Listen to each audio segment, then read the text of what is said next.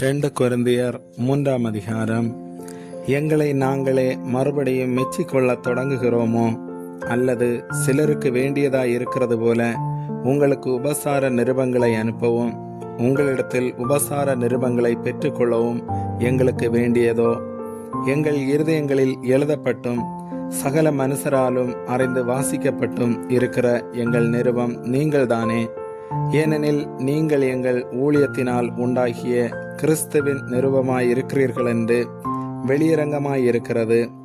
அது மையினால் அல்ல, ஜீவனுள்ள தேவனுடைய ஆவியினாலும் கற்பலகைகளிலல்ல, இருதயங்களாகிய சதையான பலகைகளிலேயும் எழுதப்பட்டிருக்கிறது.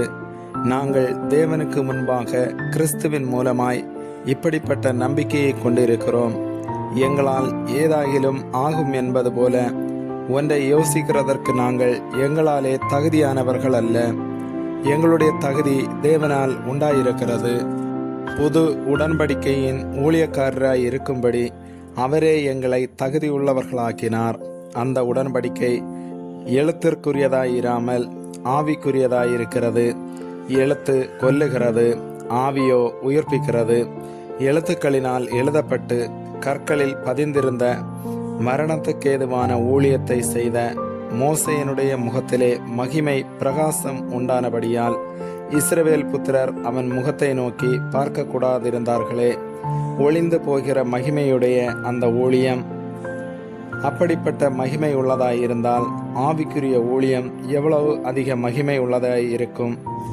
ஆக்கினை தீர்ப்பு கொடுக்கும் ஊழியம் மகிமை உள்ளதாயிருந்தால் நீதியை கொடுக்கும் ஊழியம் அதிக மகிமை உள்ளதாயிருக்குமே. இப்படியாக மகிமைப்பட்டிருந்த அந்த ஊழியம் இந்த ஊழியத்திற்கு உண்டாயிருக்கிற சிறந்த மகிமைக்கு முன்பாக மகிமைப்பட்டதல்ல, அன்றியும் ஒளிந்து போவதே மகிமை உள்ளதாயிருந்ததானால் நிலைத்திருப்பது அதிக மகிமை உள்ளதாயிருக்குமே. நாங்கள் இப்படிப்பட்ட நம்பிக்கையை உடையவர்களாததால் மிகவும் தாராளமாய் பேசுகிறோம். மேலும் ஒளிந்து போவதின் முடிவை இஸ்ரவேல் புத்திரர் நோக்கி பாராதபடிக்கு மோசே தன் முகத்தின் மேல் முக்காடு போட்டு கொண்டது போல நாங்கள் போடுகிறதில்லை. அவர்களுடைய மனது கடினப்பட்டது. இந்நாள் வரைக்கும் பழைய ஏற்பாடு வாசிக்கப்படுகையில் அந்த முக்காடு நீங்காமல் இருக்கிறது. அது கிறிஸ்துவினாலே நீக்கப்படுகிறது. மோசேயின் ஆகமங்கள் வாசிக்கப்படும் போது இந்நாள் வரைக்கும் முக்காடு அவர்கள் இருதயத்தின் மேல் இருக்கிறதே. அவர்கள் கர்த்தரிடத்தில் மனம் திரும்பும் போது அந்த முக்காடு எடுபட்டு போம். கர்த்தரே ஆவியானவர்.